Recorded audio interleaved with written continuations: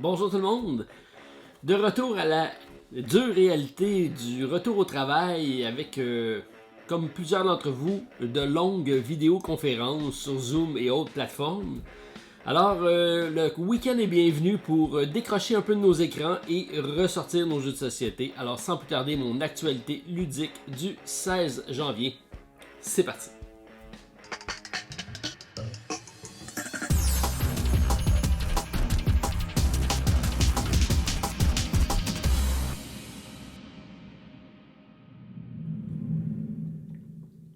Je le sais, vous allez me dire, vous êtes encore devant un écran pour regarder la vidéo, mais soyez sans crainte, ça sera pas une longue vidéo et ça sera surtout, je l'espère, un peu moins ennuyant qu'une rencontre de bureau. Alors, on commence la vidéo cette semaine avec quelques titres que j'attends. Donc, j'ai reçu les avis courriels comme quoi je devrais recevoir dans les prochains jours Sleeping Gods. Alors, le dernier de Ryan Laukat, un des jeux très attendus qui était haut dans ma liste de jeux que j'attendais, qui viennent d'arriver. Alors ça, j'ai bien hâte de vous le présenter, d'autant plus qu'on va en parler un peu plus loin, mais les versions françaises des jeux de Ryan Laukat commencent à arriver sur le marché, donc ça c'est une bonne nouvelle. Alors, ça arrive, ça va suivre très prochainement. Avant de vous présenter donc mes nouveaux jeux et ma liste de suivi cette semaine, peut-être quelques salutations à certaines personnes qui m'ont écrit au courant de la semaine, en commençant par André Lauzon. J'ai mis ici Dune Imperium parce que André m'a proposé de faire une partie sur Tabletop Simulator du jeu. Mais là, c'est un secret dans le sens que c'est pas encore disponible. Mais je pense que c'est lui qui a mis la main à la pâte pour pouvoir le mettre sur Tabletop. Alors, peut-être que je vais l'essayer. Alors, même si ça vous dit, si vous intéresse de partager une partie avec André, vous me le dites. Peut-être que je vous mettrai en contact pour l'essayer sur la plateforme Tabletop en attendant qu'il arrive en français parce que ça arrive très prochainement en français. Alors, Lucky Dog Games, qui sera également disponible chez Randolph, l'excellent. C'est mon coup de cœur du temps des fêtes avec Doom Imperium. Je vous invite à y jeter un coup d'œil. J'ai également Charlotte de Funforge qui m'a écrit, et c'est pourquoi j'ai mis Blackout Hong Kong ici. C'est un des derniers jeux de Alexander Pfister que je vous ai présenté. Brièvement, mais je vais sûrement faire une critique. C'est un jeu que j'ai bien apprécié dans le temps des fêtes et arrive sur le marché en français. Son tout dernier qui est Expédition à New Delhi. Donc je devrais recevoir ça également. Alexander, c'est un de mes auteurs fétiches. J'adore beaucoup ce qu'il fait. Il réussit à faire un jeu euro très stratégique, mais avec une thématique toujours très bien implantée dans le jeu.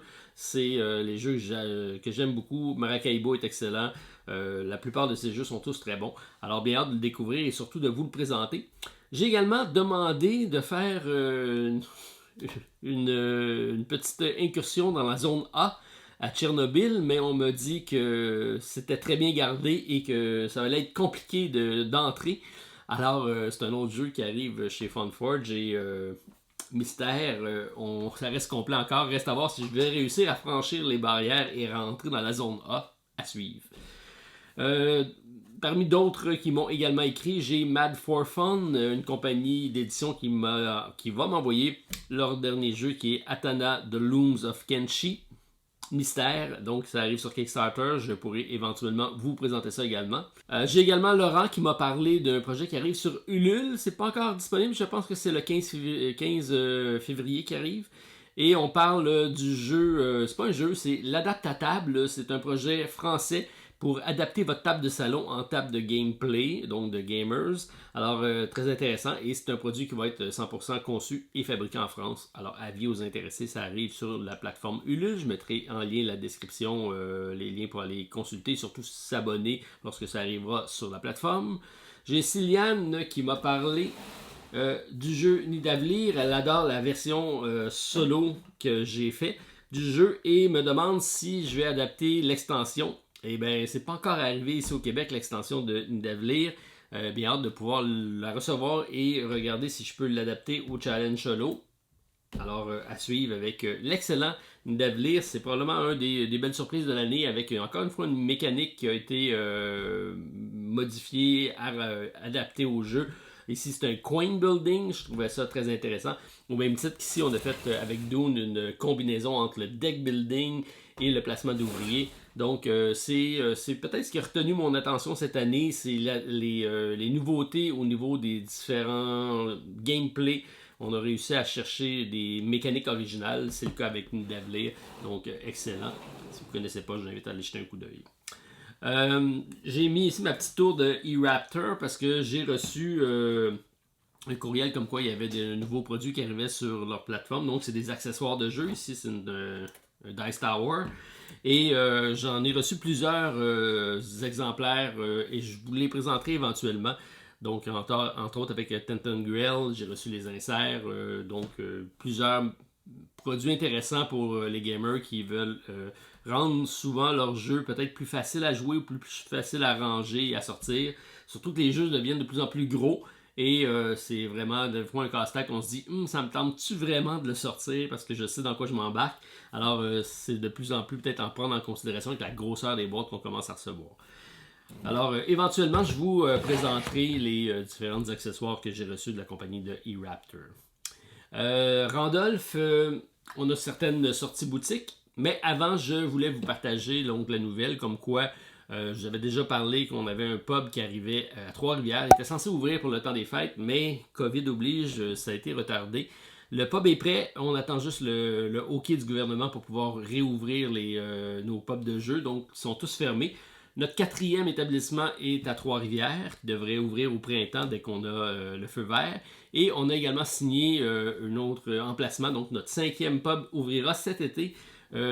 Sur la rive sud de Montréal, donc on parle du 10-30, un magnifique endroit avec une terrasse géniale vraiment dans le square. Je pense que vous allez vraiment avoir de quoi de wow à cet endroit-là avec le Randolph au 10-30. Bien hâte de vous le présenter celui-là aussi. Éventuellement, je ferai peut-être une tournée quand on ouvrira tout ça. Peut-être que je vous irai faire des vidéos dans chacun des emplacements pour vous les présenter. Puisqu'on est rendu déjà à 5 et on ne s'arrêtera pas là. Donc, à suivre avec le Randolph. Parmi les sorties en boutique chez Randolph, on a l'excellent Above and Below. Je vous ai parlé en introduction donc, des jeux de Ryan Lockett. Donc les royaumes du dessous qui arrivent en français. C'est encore une fois chez Lucky Dog Games et c'est disponible au Randolph. Donc bien heureux de vous le présenter. Vous pouvez donc dès maintenant en faire l'acquisition. Et pour ceux qui ne connaissent pas Ryan Lockett, c'est probablement votre introduction que vous allez faire en français avec celui-ci. J'ai en arrière ici Near and Far qui va arriver en français lui aussi dans les prochaines semaines, mois. Et Sleeping Gods que je vous ai présenté, que je vous ai parlé en introduction, il arrive dans la semaine qui s'en vient. Donc bien hâte de le découvrir celui-là aussi.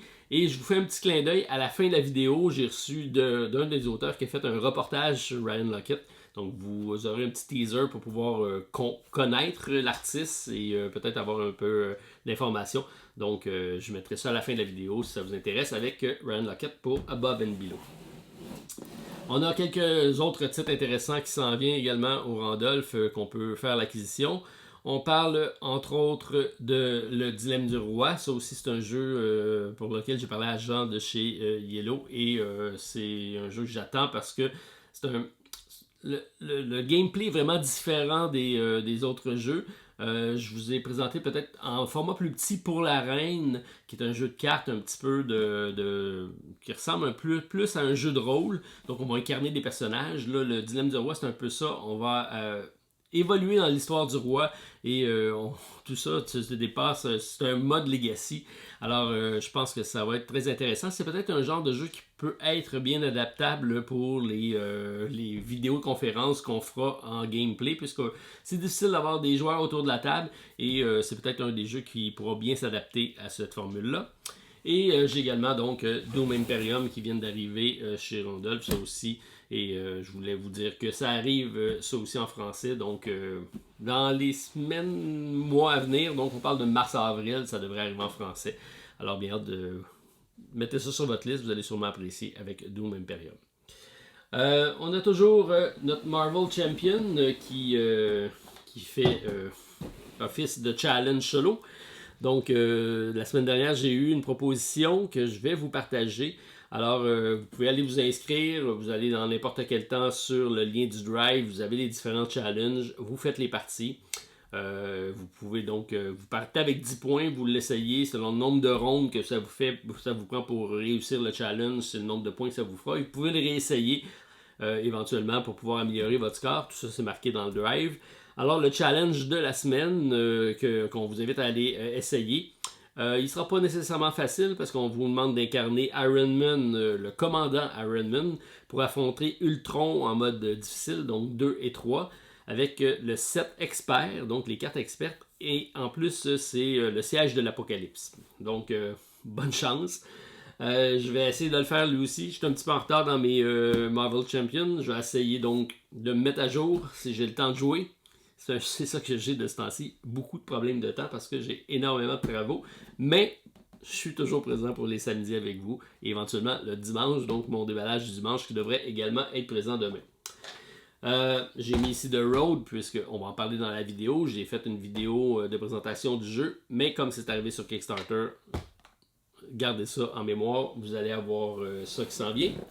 Et puisqu'on parle de mémoire, ben, on va finir la présentation avec ce qui sera peut-être notre dernier challenge de association d'idées. On verra. C'est peut-être moi qui commence à manquer d'idées. Mais cette fois-ci, je vais vous donner très peu d'indices. Autre que c'est un jeu qu'on va parler dans cette vidéo aussi. À vous de voir. Alors, l'idée de base vient probablement d'un film. On parle ici d'un voyage qui va se passer sur plusieurs jours, probablement 6.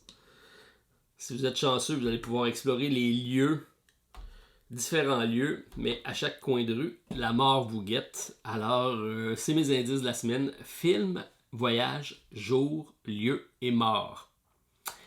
C'est un titre d'un jeu pour lequel j'ai parlé dans cette vidéo aussi. Donc, je vous invite à suivre le restant de la vidéo pour connaître mes nouveaux jeux que je vais mettre sur ma liste. Ils commencent à s'en additionner un petit peu. Donc, tranquillement, on va bâtir notre liste de suivi. Alors, sans plus tarder, j'y vais avec ma présentation des jeux de la semaine pour mon spécial Kickstarter et actualité ludique du 16 janvier.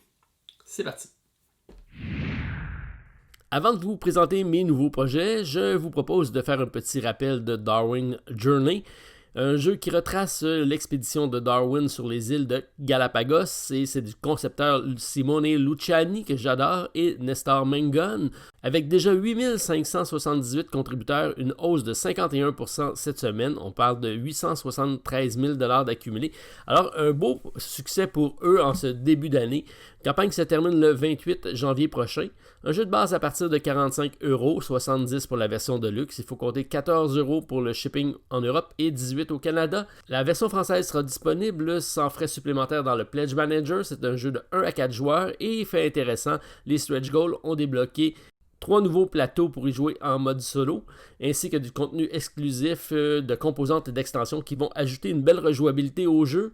C'est un jeu de placement d'ouvriers bien pensé dans lequel certaines actions seront disponibles seulement si vous avez étudié la discipline correspondante, des mécaniques de collection d'ensemble, de déplacement et de contrats à réaliser. Bref, un beau succès bien mérité pour Darwin Journey. Je suis ça de près puisque j'aime bien le concepteur Simone Luciani. Alors à suivre jusqu'au 28 janvier prochain.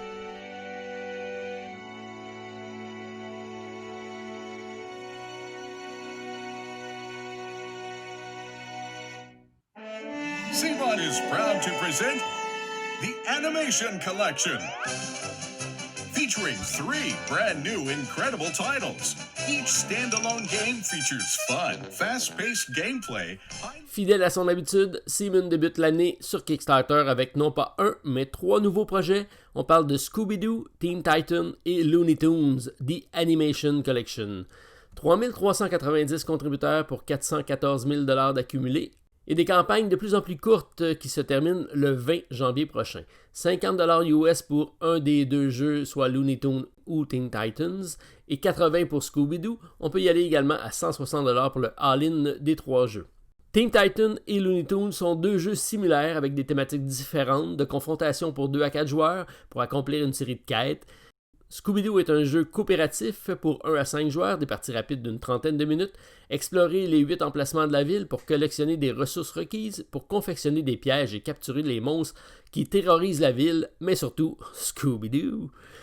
Donc, pour les amateurs de figurines peintes, de stretch goal, mais malheureusement, version anglaise seulement pour ces jeux-ci. Alors, The Animation Collection à suivre jusqu'au 20 janvier prochain. So, for now, that's all, folks. Oh no! Earth. Et j'ajoute bien évidemment The Road, le jeu de cartes en solo de survie et de destin du concepteur Youssef Fari. Présentement, 1359 contributeurs, 77 000 $ d'accumulés et une campagne se termine le 6 février prochain. Disponible à partir de 32 €, il faut compter 4 à 6 € pour le shipping. C'est un jeu en solo de 30 minutes, c'est un jeu de gestion de main de cartes et de prise de risque. On incarne donc un personnage qui va, tout au long de 6 journées d'expédition, rencontrer différents lieux pour éventuellement trouver sa planche de salut et un lieu pour se reposer dans un scénario post-apocalyptique où les dangers vous guettent à chaque carte que vous allez devoir retourner. Alors, fait intéressant, plusieurs personnages et scénarios ont été débloqués en stretch goal. Reste à voir comment tout ça va évoluer. Avec plusieurs dizaines de parties jouées, je pourrais vous en parler plus longuement, mais je vous invite plutôt à aller voir ma vidéo directement sur le site de Kickstarter. Pour nous, un seul bémol au Canada, un peu cher avec la conversion en euros. Alors, peut-être à regarder si un achat groupé au Randolph serait une possibilité. À suivre avec The Road jusqu'au 6 février prochain. J'ajoute également Thinner's Trail, une réédition d'un jeu de 2008 de Martin Wallace qui arrive sur Kickstarter. On parle de 1758 contributeurs, 110 000 $ d'accumulés et 4 février, la fin de la campagne. 33 livres pour le jeu en version retail, 43 avec les extensions. Il faut compter 6 à 15 pour le shipping. Pas de version française de disponible, mais par contre, l'ajout d'un mode solo rend cette campagne-ci intéressante. Maintenant de 1 à 5 joueurs, 90 minutes par partie. Un jeu d'enchères, de cartes à double utilisation et d'échelle de temps. Une belle refonte graphique incluant 2 extensions, Arsenic et Immigration afin de permettre aux mineurs de partir travailler outre-mer. Et bien sûr, le fameux mode solo, maintenant un incontournable pour les nouvelles versions. Donc ça, c'est intéressant. Alors, Thinner Trails à suivre jusqu'au 4 février prochain.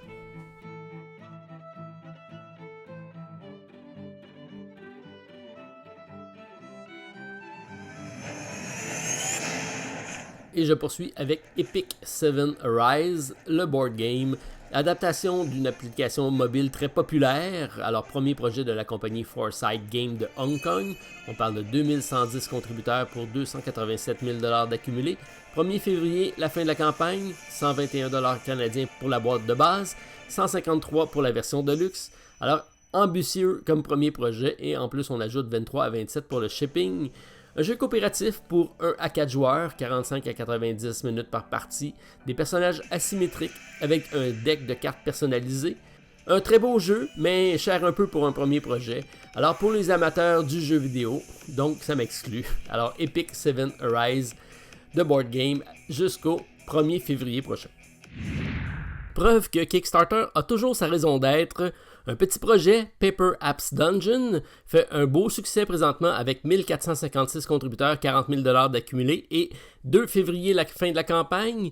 Il faut dire qu'à coût de 5 $ l'unité, ça en prend beaucoup pour monter un beau montant. Un petit calepin de notes représentant 50 pages de donjons, tout ça aléatoirement configuré par un algorithme, donc tous les carnets sont différents les uns des autres.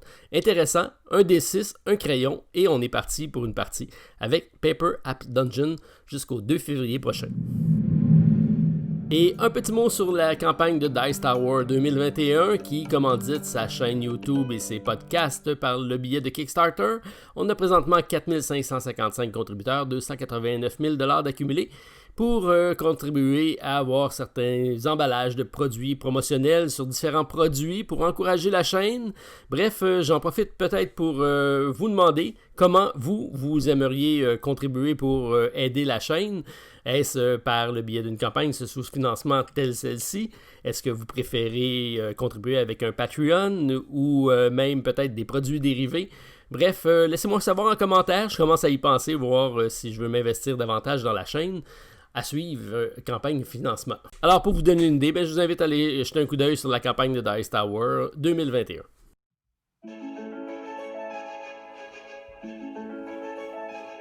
Et je complète ma vidéo cette semaine avec une petite vidéo de présentation, un preview de ce qui sera un reportage sur Ryan Lockett. C'est envoyé par Eric Ray de Zoom Out Media qui me le présente en primeur. Donc, si ça vous intéresse de découvrir celui qu'on commence à voir arriver sur les tablettes avec Sleeping Gods, Above and Below et bientôt Near and Far en français.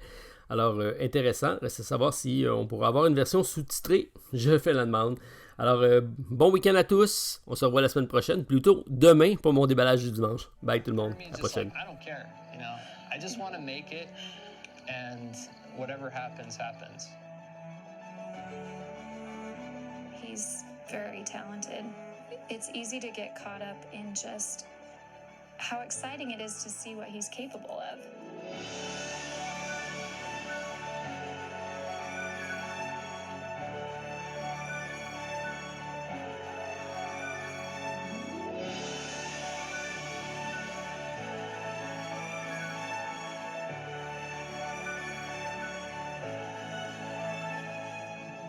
Don't get too excited. This might crash and burn. Oh, don't tell me that, though. It could, though. I like it.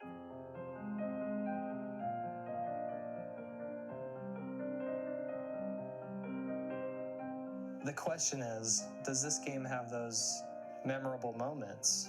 The thing is, I don't know if this game has those moments in it. But then that leads into the question, like, where's the story? It's tough, you know? I'm not sure where to go.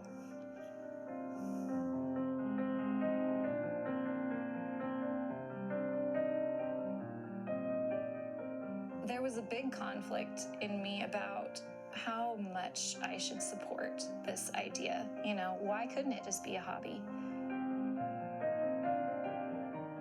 Why does it always have to be hard? You know, like every design I think, oh, this one will be easy. And we always hit that moment where it's like, oh no, it's actually a disaster.